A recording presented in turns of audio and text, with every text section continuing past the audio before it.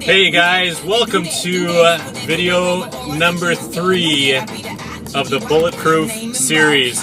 Just yesterday or last night, we got a chance to hear our story in regards to how Kelly and I have really tried to be bulletproof. And sorry, I'm trying to do 2 things at once here and drive at the same time. But guys, seriously, we want to dive into the whole concept of being bulletproof, and today's topic is going to be about how do you survive those shots that are coming over your shoulder.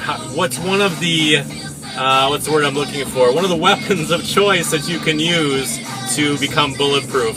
So stay tuned here, and I'll be right back with that tip for you.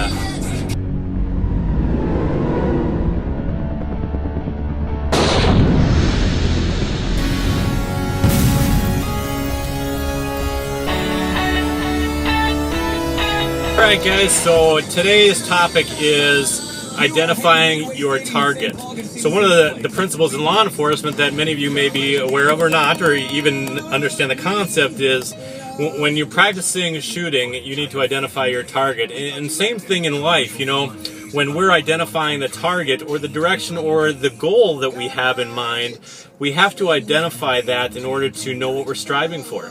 So as Kelly and I went through a lot of ups and downs in finances and friendships and things like that, one of the things that we found is as long as we kept that end goal, that end target in our sights, it was, I don't want to say easy, it was less hard or less difficult to aim for that target and continue to strive for that. And so as we go through this series over 30 days, I want to identify several different concepts. Identifying what weapons do you have in your arsenal to use to defend or protect or be proactive in the whole idea of being bulletproof. Number 2 is we want to identify additional resources. So in law enforcement, one of the concepts that we used was, the reality was when we were in trouble, we would call for backup. And so another thing that we were going to talk about over the next couple of weeks is talking about who do you surround yourself with? Who are the people of influence in your life? Who are your partners in life? And don't worry, I'm at a stop sign, so both my hands are off the wheel over for a second here.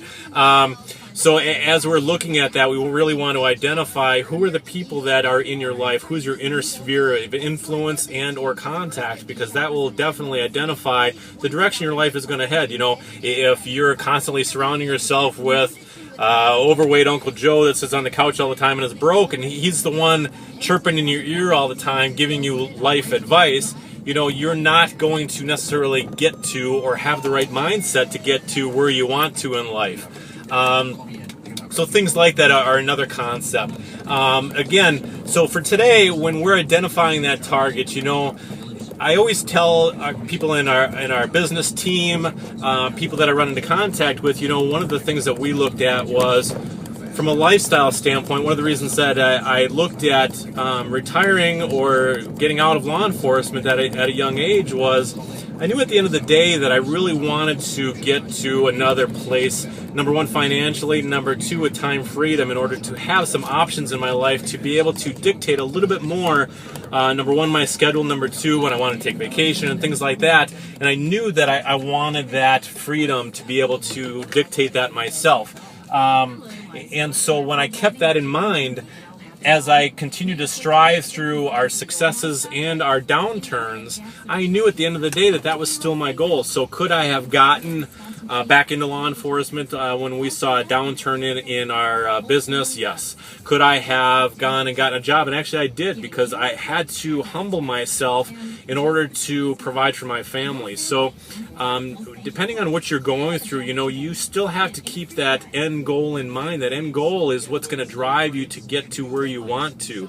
So identifying that target is very important. And as you strive to hit that target, keeping in mind every single day, no matter how bad things are, no matter where you're at in life, that's where I want to be. That's who I want to get to. And so what we always talk about is identifying the sphere of influence, but also identifying key mentors that can help you. People that you see that maybe 7-figure income earners, people that are living a lifestyle that you want to live, those are the people that you should be taking notes on. Those are the people that you should be, if they sell materials on how to get to that point in life, listen to what they have to say, because those people can give you some key tips and key direction to take in your life. And so if you're looking for additional money, look for options out there. You know what? There are all sorts of ways that you can bring in additional income for you and your family. If you're looking for more time freedom,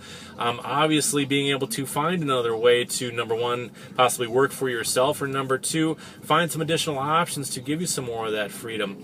The other thing is planning for the future, because in law enforcement, especially when I was on the SWAT team, you know, one of the things that we always talked about was, and we'll get this further in additional videos, but when we were looking at our target, our objective, we always looked at all of our resources and identifying those, and saying, you know what, if this happens, this is what we can do. If this happens, this is what we can do. And it's very important to really identify those resources. So guys, I've kind of given you a broad perspective on identifying that target, and giving you some key indicators of where we're going to go over this series. And if there's certain key indicators that you want me to concentrate on, let me know that.